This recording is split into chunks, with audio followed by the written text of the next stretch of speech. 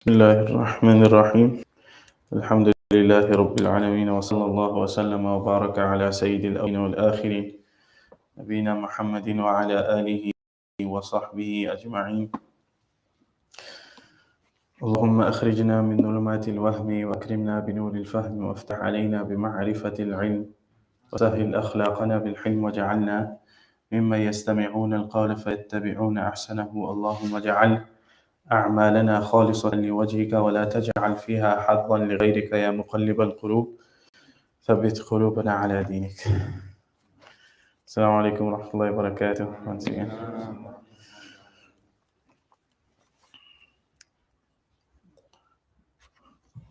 So we continue inshallah, and what we discussed thus far is that in terms of our coverage of this book, Risalatul Jami'ah, or the Essentials of Islam, we headed straight into the chapter of worship. Even though the author in the beginning he discusses belief, right? And belief has a connection with worship because the person's worship is not accepted without sound belief. So if the person's belief is not structured in such a manner that it constitutes the basic belief system, so that a person can be named or called a Muslim, then whatever worship this person does, this worship is null and void until the person brings proper faith. So the author discusses in the beginning of the book faith, and thereafter he goes straight into the chapter of worship, and he begins the chapter of worship with salah. And entitling the first chapter salah, he heads straight into furudul wudu. And one of the thoughts I had of this is it's as though the author has a haste to get us into the essentials of worship. It tells us salah, and let's go straight to the furud of wudu. And we discussed the furud of wudu, the integrals or the obligations of wudu, and we said that there are 6. We mentioned that the first is the niyyah, and the niyyah exists in the heart, and that we use the tongue to assist us and remind us regarding what is in the heart. And we said that niyyah for the fard wudu would be nawaitu fard al-wudu'i lillahi ta'ala. We said that the second is of the washing of the face, and we spoke regarding the boundaries of the face. We said that the face would be from the hairline, the natural hairline, until the jaw, until the chin, and from jaw to jaw. And regarding the face, we had also said that if the person has the thick beard, then they will be required to wash the external, as this is an extension of the face. If the person has the thin beard, then the person would be required to wash the skin also under the person's beard, as well as the beard. And we said that the beard will be considered thick if in the general conversational distance the person you cannot see the skin of the person's face. And if you can, in this general distance, which you said is about 1.5 meters, then the person would be required to wash the skin beneath. Then we said that the washing of the arms, and this includes the hands, up to and including the elbows. Then we said the wiping of the head, or a portion of the hair on the head, right? A strand of the hair on the head. Then we said 5, the washing of the feet, and that is up to and including the elbows. And we mentioned that the same sequence that we mentioned, these furud, that this sequence is also part of the wudu. Then we went on to discuss the sunnah, and we said we discussed we've reached the face. So we discussed the sunnah before the first fard limb, right? And that consisted of using the miswak, right? And we discussed what will suffice as a miswak and the general sunnah manner of using the miswak and some of the benefits of miswak. And then we discussed the rinsing of the mouth, right? And the gargling or the rinsing of the mouth, as well as that of the cleaning of the nose. And we explained that what is the simple sunnah way for one to do this. And we mentioned some of the du'as that are mentioned for the scholars and the pious that that have prayed with these supplications during the washing of these parts. And we mentioned that in all of these sunan, all of these sunnah acts, then it would also be sunnah to do them 3 times. So we come to the sunnahs whilst washing the face.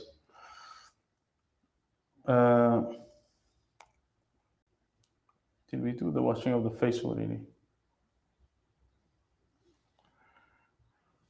So the sunnahs whilst washing the face. Yes.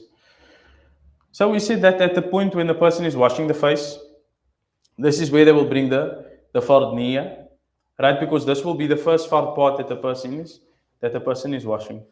Right, so he says, Nawaitu fard al-wudu'i lillahi ta'ala. In the beginning, he would have said, Nawaitu sunan al-wudu', that I'm now doing all the sunnah acts. Now the person reminds himself, I'm busy with the first fard act, Nawaitu fard al-wudu'i lillahi ta'ala. Right?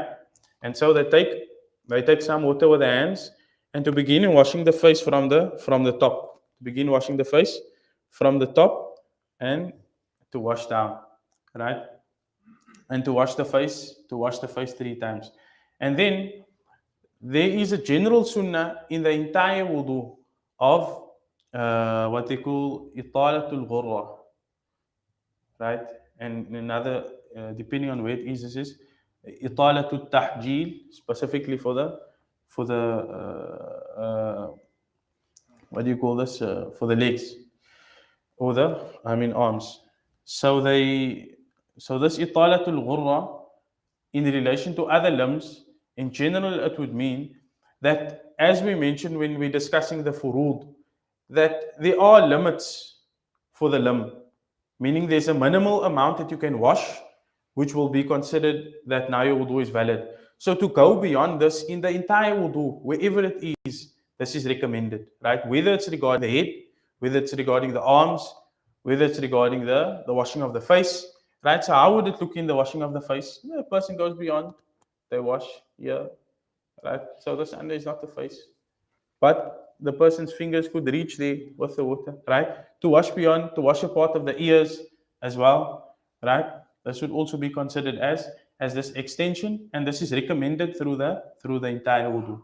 Now, then another thing that's recommended through the entire wudu, which came through one of the questions, is we say that it will suffice a person to perhaps just put their hand in a bucket of water. Right? Obviously, they will waste the entire bucket, so it wouldn't be a wise thing to do. However, if they make wudu with the tap, they could simply run the water over the arms. But to actually wipe the arms to make dalk, this is also part of the sunnah, right? So then we come to the washing of the 2 hands, or the washing of the arms as such. So in the beginning of the wudu, the person washed their hands, right? And there's much benefit to washing the hands in the beginning of the wudu, especially when the person wakes up, right? To wash the hands, even before the person takes the ghusl, to wash the hands. The Prophet ﷺ says in a hadith that none of you know, I think goes, لا يعرف أحدكم أين باتت يده. None of you know where his hands sleep. And I think men know well, like you don't know where your hands sleep, right? So to wash the hands before the wudu and even before the ghusl, this is recommended. Especially when the person is using a container, right? So normally we use a tap, but sometimes it might be that you're using a container. So now you're going to scoop from that container, right? So especially when the person wakes up, then it won't be recommended for the person to scoop immediately from there, but rather to pour into the hands, first wash the hands, and then to start scooping from the container, right? And any aqil, any person who is of sane mind, can understand the benefit thereof.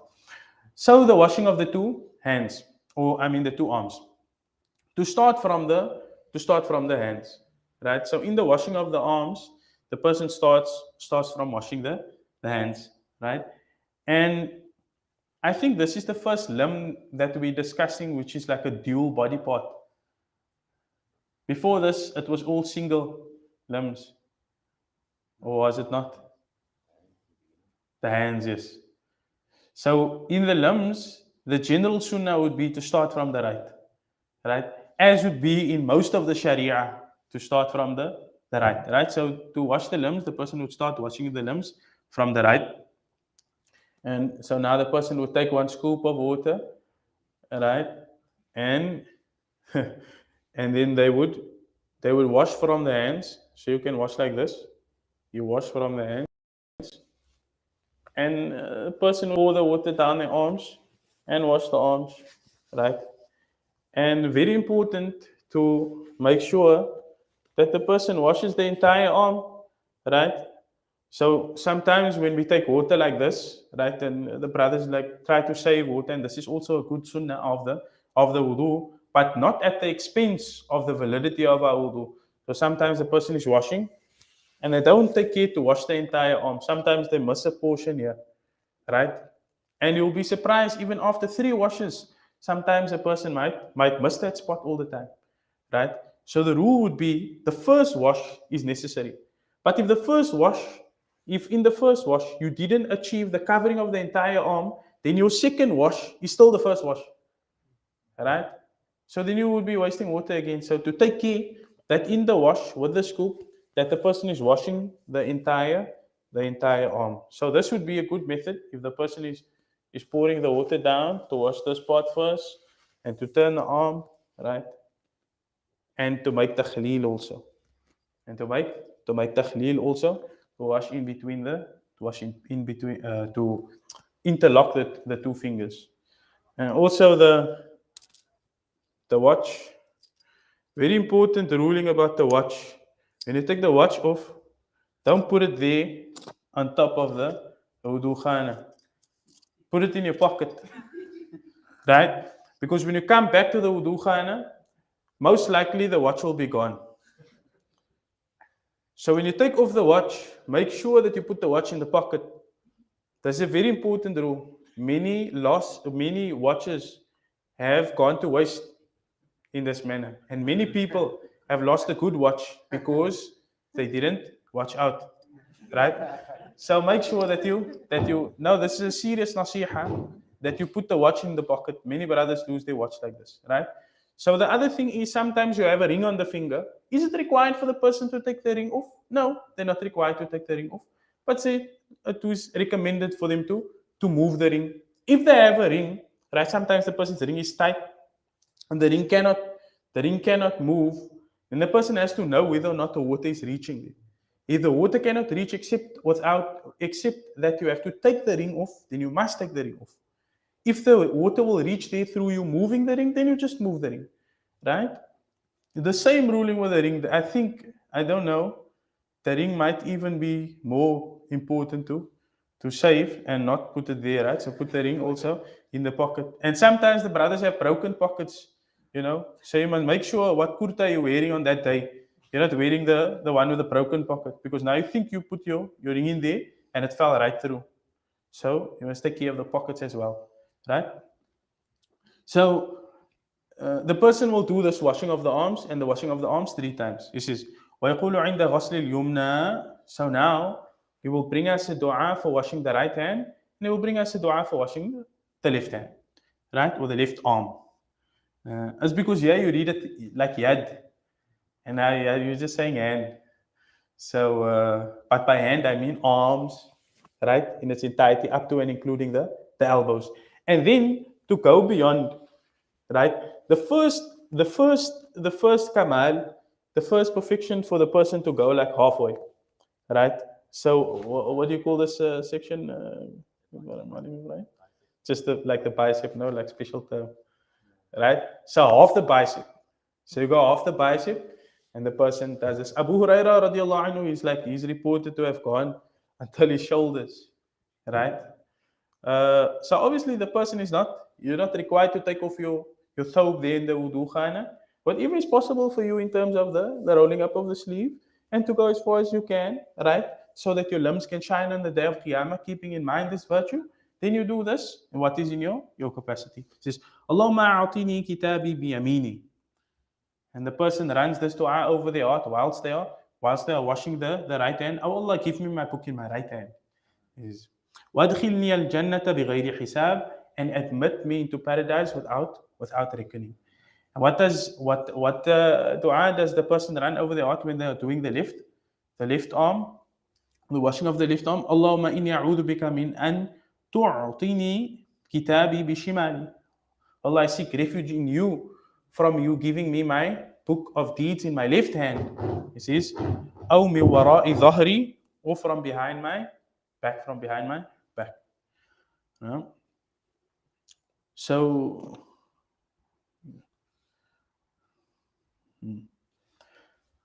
that suffices for the washing of the two arms. Another general sunnah that comes throughout the wudu is what they call mu'ala, right? To wash the one limb before the other one dries. And this, once again, is not something that the person has to go into panic about and start to make his wudu hurriedly.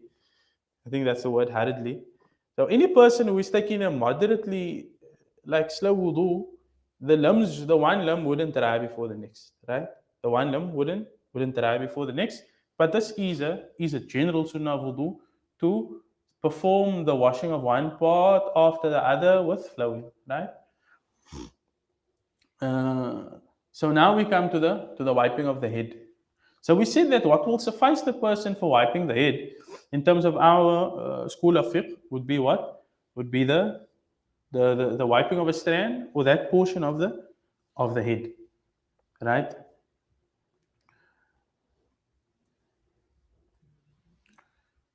But then it would be sunnah for the person to wipe the entire head. Simple as that. It would be sunnah for the person to wipe the entire head. So people have different types of hair, right? Some people have long hair, some people have short hair, some people have no hair, some people have some hair. Some people have a little bit of hair, then no hair, then hair again. That's what people have different types of hair. So the person would, what is it like this?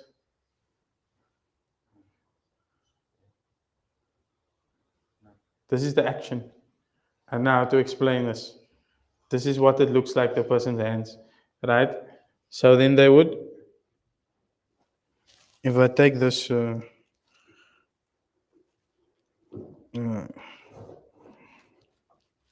have to do this first. If I take this off, then, so I'm a Shami guy, not a Nawi guy. I just give the haircut. So the person would do a wiping like this, right? And they would come. So if you keep this palms here, they call this your temple. If you keep this on your temple, and it doesn't have to be this technical, right? But just if you're wiping and the hands are wet and you want to use all the water, right? So you would keep this here and you keep this here and you would wipe like that, and you would come back. You would come back with this, right? So if the person has long hair, like a Zulfa, they won't be required to come back over, like to dishevel the head, right? So you would just wipe backwards, and you won't be required to, because if you wipe your hair back, and now you're sitting there, right, postcode, problematic, right? So the person would just wipe their hair, right? But if the person has moderate hair, right, then it's fine for them to go back and come. And this might be a problem for the ladies as well, right? When they wipe the hair and they wipe it back, at the same time, right? So it will suffice them to just wipe the hair in this way. I mentioned regarding the person that is bald, they don't even have to come back, right? Now the person, like with my head, it won't be required for me to come back, because this is achieved through one wiping. But the person who would have I don't know, more, like perhaps the hair would be like this amount, then they would come back, right, to reach more strands, and it wouldn't mess up the hair terribly. So that would be the wiping of the head. And the wiping of the head, according to the official position of the Shafi school, would be to wipe it thrice as well, right? wipe it thrice. Although in the hadith, uh, of all the threes, you see the masah of the head once. Isn't that so? I don't know if this is the place to. Right, but in a hadith, that's how it's represented. But in terms of the Shafi'i school, the Shafi'i scholars view it sunnah as well to wipe the head thrice. Right, and the du'a here would be Allahumma ghashini bi rahmatik wa anzil alayya min barakatik wa adhillani tahta dhilli arshik yawma la dhilla illa dhilluk. Allahumma harrim sha'ri wa bashari ala an-nar. Subhanallah. So the dua that the scholars make over here is that, O Allah, enshroud me in your mercy and descend upon me from your blessings, and shade me in your shade on that day. Shade me in the shade of your throne on that day where there will be no shade except your shade. Right? And O Allah, make haram for my skin and my hair the fire of Jahannam. Make the fire of Jahannam haram for my skin and my hair. And this is an interesting dua because the person, whenever they seek shade, the first place they will seek shade from is their head. Even though you want shade for your entire body. But the place where you want shade from is from the head. So the person is reminded of the day when they will most be in need of the shade. So Allah, on that day when a person will need shade, through this obedience over here, then you give me shade on that day. And you give me shade on that day. Then the next of the limbs would be that the person washes the person wipes the two ears. Right? Wipes the two ears. The wiping of the ears is also an interesting affair. Even you see it in the teaching of the children. Everybody has a method. Right? Everybody has a method, everybody has an understanding. But the wiping of the ears is also of the sunnah. So how would the person wipe the ears? Person would you could suffice with wetting these two fingers, right? And the person would wipe this part of the ears and this, right? So they would wipe this part of the ears, inside of the ears, and they would wipe the back of the ears. And so they would do this on both sides, wiping this part of the ears, the inside of the ears, and the back of the ears. And they would do this thrice.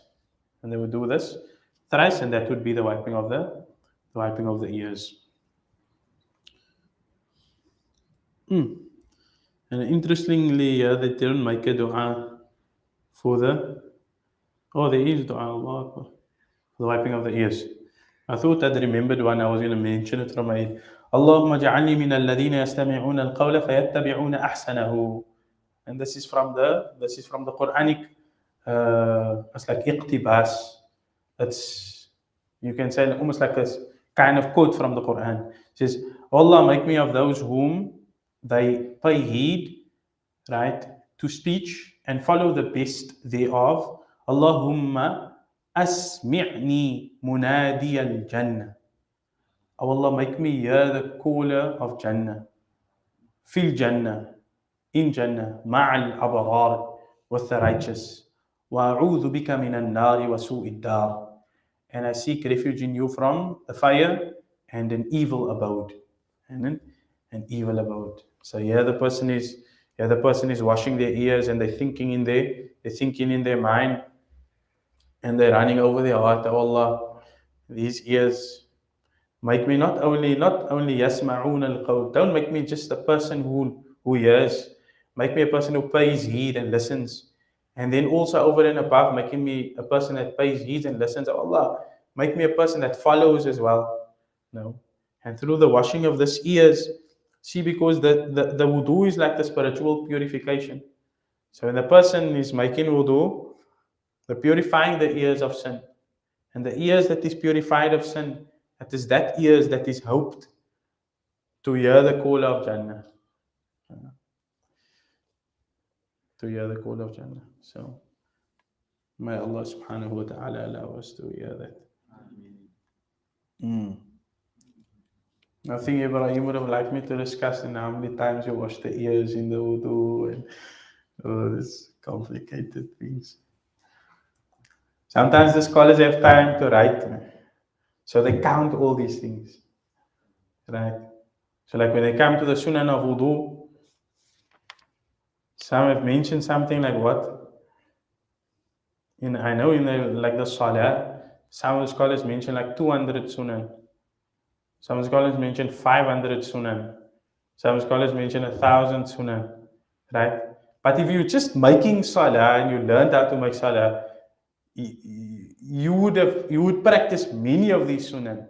But when you start counting it, then it feels like you're doing a lot, right? But sometimes for some people to count it's not good because now they know that there's this number, and they're always gonna feel like how am I gonna reach that number, right? But if you just learn the deen very simply, and then retrospectively you count what you're doing, you will realize, oh, subhanallah, I've been doing so much all the time. I've been doing so much all the time. So we're not going to tell you the number.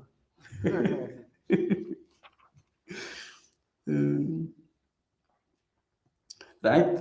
Then, according to the Shafi'iyah, the wiping of the neck is not of the Sunnah. Ghazali holds the opinion that, and there are some Shafi'i scholars that hold the opinion the wiping of the neck, the nape is also part of the wudu, right? And that would be once. For those who wipe the neck, it would be once. I think the Ahnaf wipe the neck, and they would wipe the neck once, and they would do it as part of the washing of the head. So we come to the last limb, and that is of the legs, the wiping of the legs. Right. So where will the person start? Where will the person start in terms of washing the legs, not wiping? In terms of washing the legs, the person will start washing the 2 feet from the, and even they bring this where the person is pouring, and it's not really a matter of need. It's just a matter of practicality. He says, إذا كان يصب الماء على نفسه وإذا صب عليه غيره يبتدئ بالكعب. If the person is pouring for themselves, they start from here, from the what do you call this? From the ankle, right? From the ankle. And if he's getting aid, then he starts from here, right? And there's a famous video on YouTube. You can see it. Habib Umar bin Hafiz. He takes wudu, and then the person that's pouring for him I think he wants to pour from here. Habib Umar tells him, no, pour somewhere else. And at that point, I thought, Habib Umar, he knows this shit. Right? So the person will wash the feet thrice as well, and they will do the takhleel of the wipe in between the toes, right? And they will do this with the left pinky, right?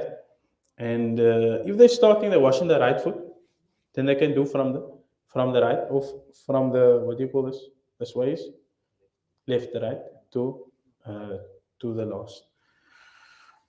And on the other foot, the same. And they would wash the feet thrice, and they would repeat this process thrice. They would repeat this process thrice. And what would the person, and then also to the same as we mentioned regarding the arms. So to go beyond what is necessary.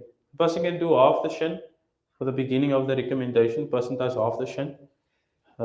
Even here, some are reported to go until and even some scholars say like it's even recommended until the knee. It's not always practical, right? As enthusiastic as you want to be, it's not always practical. So as is, always you go to the extent that is. If you go until half the shin, this is a good extent to go, right? And this is a practical extent to go, right? Maybe if you take in maybe if you're in the ghusl, if you take in a ghusl, and you're now going to take your wudu in the time of the ghusl, then it might be practical for you to go until there and say, just in the spirit of, and this was Abu Hurairah radiallahu anhu when he used to take wudu, Somebody witnessed him taking wudu in this manner, and he said, if I knew that you were watching me, I wouldn't have taken a wudu like this. But he was being enthusiastic about the reward that the Prophet ﷺ mentioned. But in terms of, like Abu Hurairah radiallahu anhu was saying, in terms of my teaching, I wouldn't have taught you like this. No. But in terms of my enthusiasm of how I want my limbs to shine, this is my practice. No. So to have balance in practice also very important. But to have enthusiasm for reward is equally admirable, right? So what does the person say when washing the right leg? Allahumma thabbit qadami ala sirati ma'a aqdami ibadika as-salihin. Says, oh Allah, make firm my feet on the sirat, on the path with your righteous slaves, right? And the sirat is, in this world, the sirat is metaphorical. In this world, the sirat, the path is metaphorical. There's no physical path. But in the hereafter, the path is not metaphorical. In the hereafter, the path is physical. There's a real path that you have to walk, right? And to the extent that you will be steadfast in the path, on the path in this world, will be your steadfastness on the path on the day of Qiyamah, right? And so the firmness that you want on the path, it starts in this life, but it's really you want to be firm in terms of the path on the day of Qiyamah.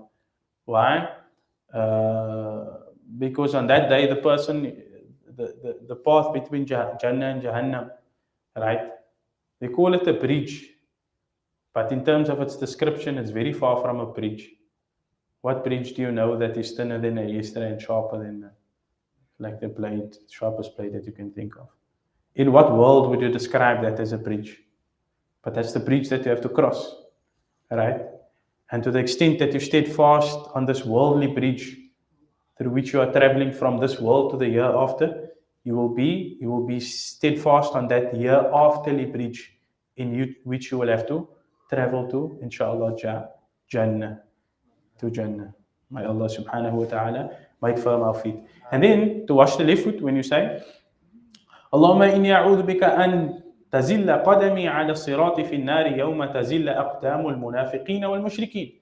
O Allah, I seek refuge in you that my feet slip on the path into the hellfire on that day when the feet of the hypocrites and the polytheists will slip. Allah, don't make our feet slip on that day. And then when the person is asking Allah subhanahu wa ta'ala not to make their feet slip on that day and to make their feet firm on that day, so too is the person asking Allah subhanahu wa ta'ala to make their feet firm in this world. For it is impossible that the person's feet is not firm in this world, right? And their feet will be firm in the hereafter, right? And it's possible that the person might have shaky feet in this world, but Allah subhanahu wa ta'ala might still have mercy on him and cause him to have feet that will cause him to cross the bridge in the hereafter. Then at the same time, like we mentioned, so we said starting from the right foot, then going to the left foot. We mentioned 3 times, right? So this should be all of the sunan in terms of the actions of wudu. And I think because we went over it like for 2 days, we mentioned it from the beginning. How does a person take wudu? Say for example, I don't have a miswak, I have this. I start my wudu. Bismillahirrahmanirrahim. Nawaitu sunan al-wudu'i. And I'm facing the qibla, right? So now I'm facing the qibla. I take my miswak and I keep my miswak like this, and I do the washing of my, I do the wiping of my, or the washing of my teeth, right? And now I wash my hands, right? You don't have to wash your hands before you use the miswak, right? Then I wash my hands, right? I wash my hands 3 times. Let's imagine I'm under the tap, right? And I'm doing takhleel every time washing my hands. And to wash the 2 hands together like this. And I'm washing until the wrists as well. Now I'm done with this. And now I take my 1 scoop. and there's still some water remaining. So I take the rest and I expel it, and I do this the second time,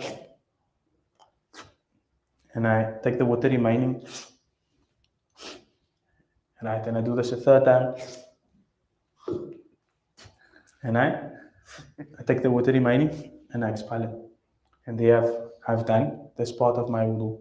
Now I come to the washing of the face. نويت فرض الوضوء لله تعالى, and I take my water and I wash my face from the beginning, and I go beyond the limits, and I do this, and I make sure that I get here, right, and between my eyes as well, right, and if I have thick eyebrows, I just do this to make sure that the water reach there, and then I do this again with a second scoop, right.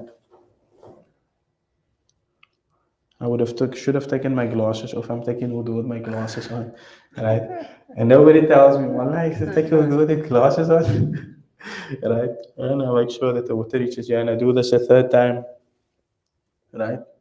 And if you have the beard, you make it takhleel, right? My beard is not too much, and you do this a third time, and it would be done. And now I wash my right hand, right, and I have my water over there. And obviously, your du'as, you can, by now, I don't think anybody memorized the du'as. Maybe a few guys, Allah reward them. But the general meanings you would know, right, that the person is making in their heart. And so they're washing their hands. Allah, that book in my right hand. Allah, right? So and he takes another scoop and he has this, right? And he takes his last scoop, right? And he makes takhleel. Isn't it so? And he has his left, right? And he washes, right? And he does his takhleel. He takes another one and he washes, right? And you do your takhleel. And you take the last one and he washes and you do his takhleel. And he makes sure not to forget to ask Allah not to cause his book to get given to him in that hand. And so he's done with this. And now I wipe the hand, right? And I wipe the head once, twice, right? And thrice. Now wipe the ears, right? Another one, right? Another one. No? And he doesn't forget to ask Allah subhanahu wa ta'ala to cause him to be a good listener and a practicer on what he hears. No? And that would be the end of the ears. Now he's washing the feet. So depending who's pouring, someone pouring for him, not, he starts to wash the feet, right? You can start washing the feet from the top, right? He washes his feet, gets everything, and he does his takhleel, and he washes his feet again, right? And if he has some cracks, he just makes sure to get into the cracks over there, and he washes his feet a third time, right? And he gets his takhleel, and make sure that he gets the water into his cracks, right? And he does the same for his left foot. Now when he's done with all of that, he will have a dua. And this is the agreed upon dua that we mentioned for the wudu, right? So just so that I don't leave out my left foot, I'll wash my left foot. Yeah. Right. So now you say, well, I didn't complete his wudu. Right. So there, to wash the left foot. Last one. Now the person is done with their wudu. So if it is like Mawlana Salim this morning, he had a mud. Right? So around, what's the mud? Around 750 mils? Around 750 mils. Right? The Prophet ﷺ would make wudu with this amount. This is a moderate amount of water. You can use more than this. Right? Generally for us, it will take us a little bit more than this. But around this much, don't go less than this. Right? So around this much, the Prophet ﷺ would use. And if there is remaining in this mud, then from the sunnah is to drink this water, right? To drink the remaining water. And this is the second instance in which a person is allowed to stand whilst drinking water, right?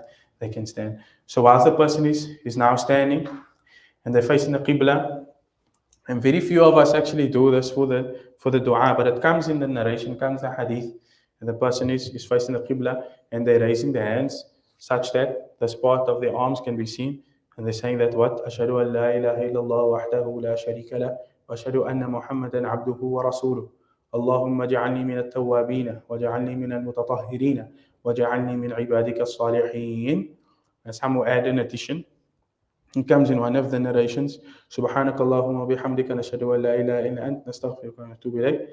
And it comes in another narration that اللهم اغفر لي ذنبي ووسع لي في داري وبارك لي في رزقي. Right?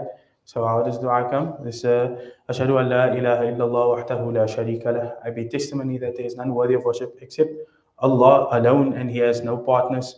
And I bear testimony that Muhammad sallallahu alaihi wasallam is his slave and his messenger. O Allah, make me of the repenters, those who turn to you in repentance, and make me of those who are excessive in wanting to purify themselves, and make me of your righteous slaves. And the other dua that comes, Allahumma maghfir li dhanbi, Allah forgive me my sin, wasi' li fi dari, and make expansive my house, right? Wa barik li fi rizqi, and put blessing in my sustenance, right? So by this means the person would have nicely performed a complete wudu with much ease.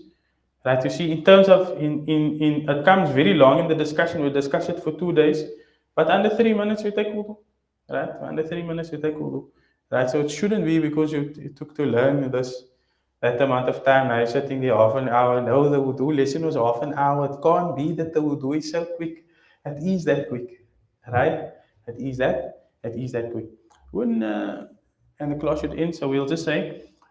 When will it be sunnah for the person to have wudu? Sunnah for the person to have wudu when they're sleeping, when they're wanting to go sleep, when they're reading Quran, right? When they're reading Quran, when they're touching the Quran, they must have. But when they're reading the Quran from memory, then it will be sunnah for them to have wudu, right? To go to the majlis of the gatherings of knowledge, the gatherings of dhikr, to have wudu, to visit the graves, right? And it's also sunnah to remain with wudu, like Mawlana mentioned the hadith the other day, لا يحافظ على الوضوء إلا مؤمن. The Prophet sallallahu alaihi wasallam said in the hadith that no one except the person of faith will remain in a state of purity, in a state of wudu.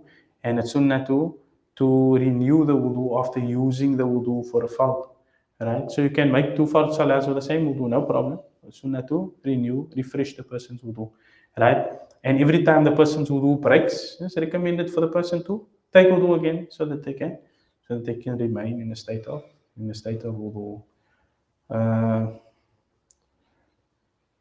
So we discussed some brothers wanted to discuss the khuf. We'll discuss it tomorrow, inshallah. Discuss it tomorrow, and we are open for a few questions. So, just have 2 questions. First question is, what do you do if you possibly you start completely again? If you possibly the second time you start again? Yes. And then the second question is, if you take wudu and you walk barefoot through a general area into the masjid, and there is impurities in the general area, do you go back and take wudu again? No. If you have ascertained that there is impurities in the meaning of najasa, you would simply have to wash that off your feet. Right? You would not be required to take wudu again. Right? So there is a difference between what there are 4 categories of things that break the wudu. Everything besides that, even if it is impurities, for example, like according to the most of the schools of thought that the dog or the pig touches you and such, it is an established impurity, and the person has to remove those impurities. However, those are not of the causes that will break a person's wudu. Right? It doesn't mean because it doesn't break your wudu, you can make salah like that. Because from the prerequisites of salah is to be pure. So it's 2 separate issues. The Prophet would sometimes make wudu with his turban on. Should we practice upon that sunnah sometimes also? If the person doesn't want to take the turban off, they can make wudu with the turban. But it doesn't mean that the Prophet ﷺ didn't wash a necessary portion of the head. Right? So, in general, Like those of us who wear turbans, I don't know. Sometimes like I took my turban off and it's back on and it looks like I just made it. No? So if you want to have a tutorial, inshallah, I'll put up a video in a few times. Get it. So to answer the question, yes, this is established. It is allowed for the person so you will wipe first a portion of the head, right? A valid portion of the head, and then the rest you will wipe. But just to practice upon that sunnah as well. Yes, you can practice on. And then another one that So the important thing to note is that the wiping of the turban doesn't mean that you're not wiping a necessary portion of the head. You are wiping a necessary portion of the head, but what are you not doing? You're not doing another sunnah of wiping all your hairs. So instead of doing that, you're completing the wipe of the head by beginning to. So my turban will be like this, right? I begin to wipe a portion of the head, and then I do the rest on my turban. and then Habib Umar would put water after he does his ears, and he would wipe like flat over after he would do the inside and the is it, should we In the not the nape. So yes, this is discussed in the books of the Shafi'i school to have so the person is wiping the ears and then to wipe the hands again as you to wet the hands again as you would have wetted for the wiping of the head and to wipe the outside completely of the ears. This is also established as recommended um, in the Shafi'i school. Whether it comes like this in a hadith, I don't know. How is- but generally, like in the discussion, there are a whole lot of details and about wudu specifically that scholars mention, and um, but we're not leaving anything out. Um, like I said, the scholars will differ. Like, how do you wipe the nose, wash the nose and the mouth, and so to go into all of that detail, will it serve the purpose of practice for us? Perhaps not. You've got a cut or injury on your arm, on your leg, you've got a plaster or bandage on it, right? Or you of your arm in a cast. It's not most people that have just a plaster. It's a waterproof plaster, so the water can't penetrate. Is it fine for you to go over that portion and not let the water touch that? In the case of the plaster, always take the plaster off. I'm no doctor, but if you have a plaster on, how serious is it? But in the case of the cast, it's a valid question. In the case of the cast, it's a valid question. And this takes us really to the bab of tayammum, right? So how's the poem? ولا تعيد والستر قدر العلة وقدر الاستمساك في الطهارة وإن يزيد عن قدرها فأعيد ومطلقا إن كان في وجه أو يد. Right? So here's a whole other lesson.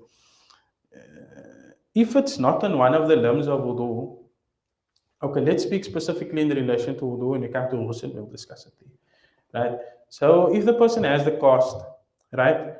If the person puts the cast on, because there's a few matters that come into play here. Let me start by saying this. There's a few matters that come into play, right? Because there are certain cases where the person has the cast on, or they have an injury which they have to cover and they cannot remove, and they also cannot wet it, right? For medical reasons, valid medical reasons. So there are certain cases in which this happens. This is fine, good and well. However, you might have to repeat your salah. You might have to repeat your salah. So when must the person repeat their salah? It says, وَلَا تُعِدْ وَالسَّتْرُ قَدْرُ الْعِلَّةِ. So the first thing is, if you have a plaster on, and let's say the sore is here, and the sore covers this part of the knuckle, right? and the plaster or anything that I'm using to protect it, to cover it from infection, it covers exactly that spot. ولا تعيد وستر قدر العلة. Now, unrestrictedly, you don't have to. You will wipe over that part. Right? So you wash the hand. So, or let's say it's a bigger part over here, and it takes the plaster that you're using takes exactly that amount, which is almost never the case. But let's say in theory, it takes exactly that amount, right? Then you wash everything else that you can. Over here, you wipe it if you can. If you can't even wipe it, then you leave it. Right? Then what do? You take tayammum for that limb. You take tayammum for that limb. Then you don't have to repeat your salah. ولا تعيد والقدر ولا تعيد والستر قدر العلة أو قدر الاستمساك في الطهارة. Right? Or it goes over the amount of the sore, but the doctor is telling you we just cover the extra part of that limb just so that the plaster can stick. So this is the necessary amount. So it's not the sore is so small and you're putting a huge plaster on. No, you're just putting a plaster that's a little bit bigger than the sore so that it can stick. Right? So when it is this amount and you had wudu before you put the plaster on, then you don't have to repeat the salah as well. So you would take the tayammum for that limb and you don't have to repeat the salah as well. Right? But this is that it's just sticking just the amount in order to cover that, right? It's covering just the amount in order to stick, and you took wudu before that. You took wudu before putting it on. Right now you have it on and you're taking wudu afterwards. So you wipe over it if you can. If you cannot, you leave it and you take the tayammum for that part, and then you don't have to repeat the salah. ولا تعيد والستر قدر العلة أو قدر الاستمساك في الطهارة وإن يزيد عن قدرها فأعدي. And that's why I'm getting it wrong. I'm gonna untie what I said now before because I didn't listen to the other parts. It says وإن يزيد عن قدرها فأعدي. And if it goes above the amount that is necessary, then even if you take wudu afterwards and you have a ridiculously big cast or plaster for a sore that it doesn't really require that amount, then you take tayammum, no problem, but you repeat that salah. ومطلقا إن كان بوجه أو يد. And you have to repeat the salah completely if the sore is on your face or on your arm. في وجه أو يد. Right? So if it's on your leg and it's a part of wudu, you don't have to repeat. But if it's on your arm, like the example we gave now, then you would have to repeat that salah, whether you put it on tahara or not. Why? Because that limb is also a part of tayammum. So neither are you doing a complete portion of tayammum, nor are you doing a complete portion of wudu. So your salah will be considered as valid, but you will have to make the salah again. So in summary, if the plaster is anywhere besides the face and the hands, and you put it on whilst having wudu, then you don't have to repeat your salah. If the plaster is anywhere besides the face and the hands, and you put it on, right, and it's more than the amount, but you had wudu, then you don't have to repeat the salah. Right? It's more than the amount, just to let it stick, then you don't have to repeat the salah. Right? And in the first case, it doesn't you don't have wudu before you put it on, but it's not covering any extra skin, it's only covering the sore. Then you don't have to repeat the salah. If it is over the amount necessary for that plaster to stick, right? And it's not on the hands and the face, then you repeat the salah. If it's on the hands and the face, regardless of how it's sticking, you have to repeat the salah. And in all of this, you do tayammum for that limb that you must out. And the same will apply to ghusl. The same will apply to ghusl. That's a lot to understand. So when you do get the sore, consult the alim again. Right? But in theory, that's how it would work. But because we explained all of that, uh, at one go, it might be much to digest. I think we. Does that apply to all of the Islamic beliefs? I don't know. I only speak for the Shafi'i madhab. I don't know about the other madhab. Anyway. So, sorry, to follow up on the question of the brother at the back, where if you walk through Najasa, you only need to wash that body, the feet. Mm. Would the same interpretation apply if the dog should lick your hand? Yes. However, there are different types of najasa, right? So the dog is in a category of its own. The dog is like the one of the what they call mughallada, of the strongest forms of najasa. So it requires the most amount of cleaning. You wash it 7 times, once with soil. Is that just with the licking or the ear as well? No. If you touch the dog in any which part and you or the dog is wet, then you will be required to do that. Right? If the dog is dry and there's no remnants of the dog on you, or there's a hair and you can take it off and you dry and that hair is dry, then you don't need to. Then you don't need to.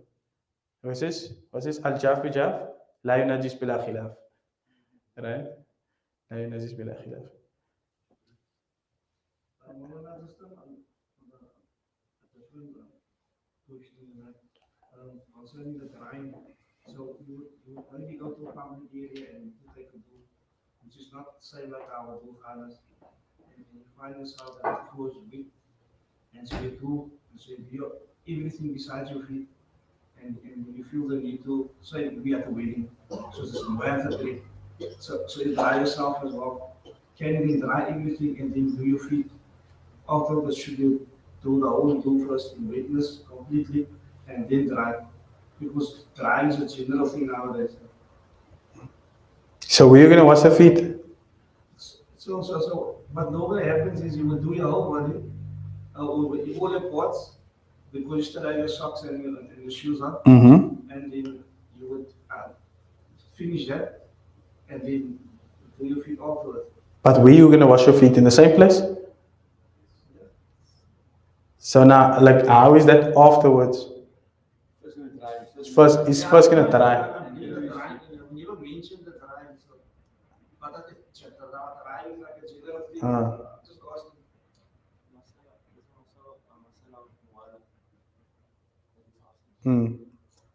Look, from the point of permissibility, yes.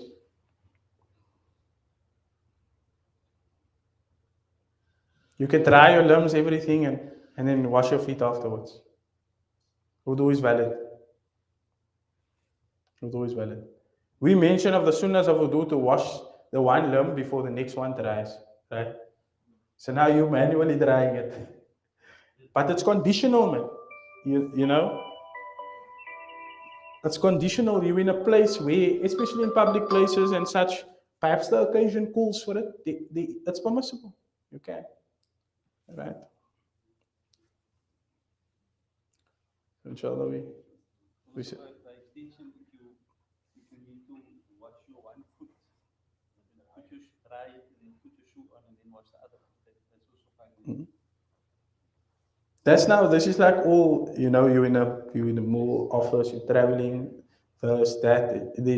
There are occasions that call for this type of decorum, that you have to maintain a certain type of decorum, because people have a thing when they see people already like Muslims, ostensive Muslims, you might be wearing a garb that looks more Muslim than wearing a suit, right? So perhaps you're wearing a thawb or something.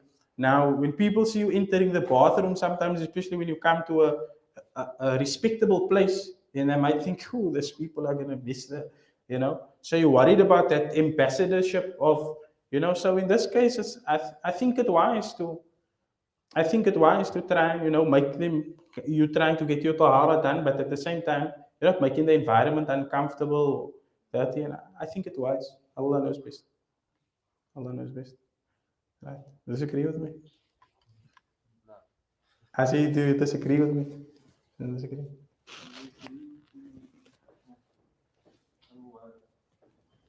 terms of clarification for the muwala, I have to give an extreme example to clarify many masai or many circumstances. The muwala is sunnah. What's muwala? The consecutiveness of your washing, so that you wash the next limb before the previous one dries. That's only a sunnah. That's not only a sunnah, but it's a sunnah. Astaghfirullah.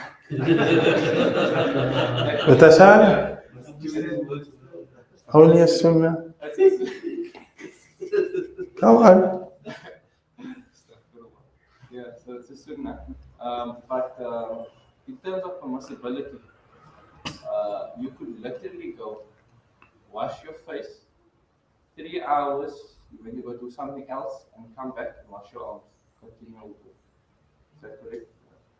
I wouldn't recommend it.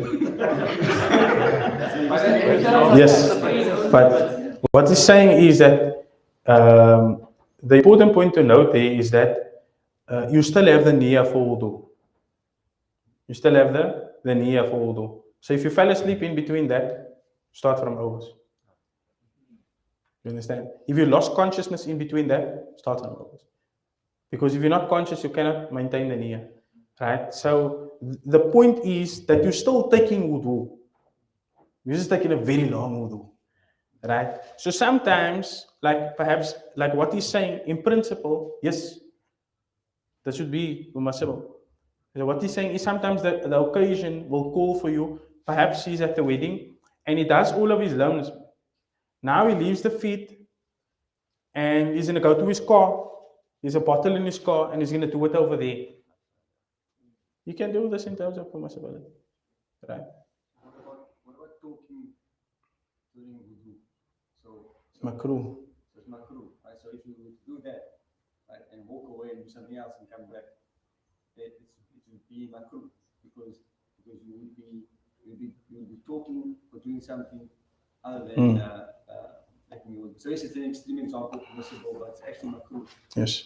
Even if someone's coming into the wudu and they're talking to you and you're making wudu, it's better to ignore you. Yes.